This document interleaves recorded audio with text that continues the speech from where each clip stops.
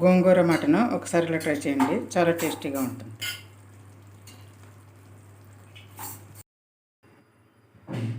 Mutton 1/2 KG, oil 50 గ్రాములు, ఒక గుంట గరిటె, చిన్న గుంట గరిటెతో వేసుకోవాలి.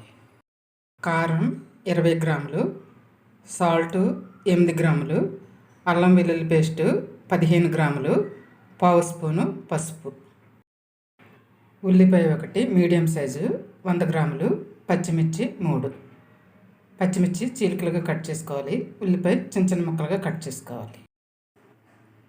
ఇవన్నీ వేసుకుని కలుపుకొని స్టవ్ ఆన్ చేసుకుని ఒక 2 నిమిషాలు హైలో పెట్టుకుని తర్వాత సిమ్లో వాటర్ అంతా ఎవాపరేట్ వరకు మగ్గించుకోవాలి. మధ్య మధ్యలో కలుపుకోవాలి. మటన్లో ఉన్న వాటర్ అంతా ఎవాపరేట్ వరకు మగ్గించుకోవాలి. మధ్య మధ్యలో కలుపుకోవాలి. ఆయిల్ పైకి తేలి వరకు మగ్గించుకోవాలి. గోంగూర 4 కట్టలు, 250 గ్రాములు ఆకు, టమాటా మీడియం సైజు 1 4 ముక్కలు చేసుకోవాలి. పచ్చిమిర్చి 4, గరిట ఆయిల్ 50 గ్రాముల ఆయిల్.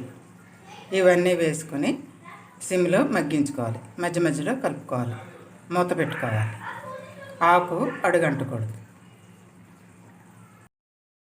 గోంగూరని ఇలా ఆయిల్ తేలే వరకు మగ్గించుకుని స్టవ్ ఆఫ్ చేసుకోవాలి. స్టవ్ ఆఫ్ చేసుకుని గోంగూరకు తగ్గ సాల్ట్ 1 చిన్న స్పూన్ వేసుకుని పప్పు గుత్తితో స్మాష్ చేసుకోవాలి. ఒక అరగంట ఇలా ఆయిల్ తేలే వరకు సిమ్లో మగ్గించుకోవాలి. మగ్గించుకుని ఇలా ఆయిల్ తేలాక వాటర్ వేసుకోవాలి. 1.5 పెద్ద గ్లాసు, ఒక పెద్ద గ్లాసున్నర వాటర్ వేసుకోవాలి. వేసుకొని మీడియం ఫ్లేమ్లో బాయిల్ చేసుకోవాలి. 50% వరకు బాయిల్ చేసుకోవాలి.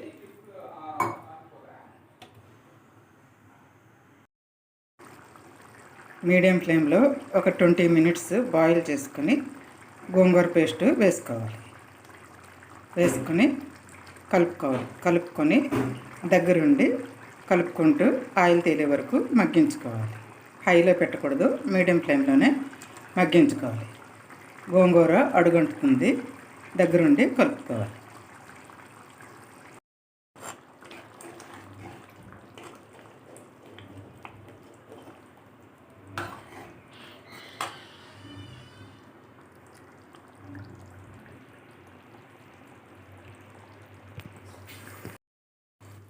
ఇలా ఆయిల్ తేలే వరకు మగ్గించుకొని స్టవ్ ఆఫ్ చేసుకోవాలి.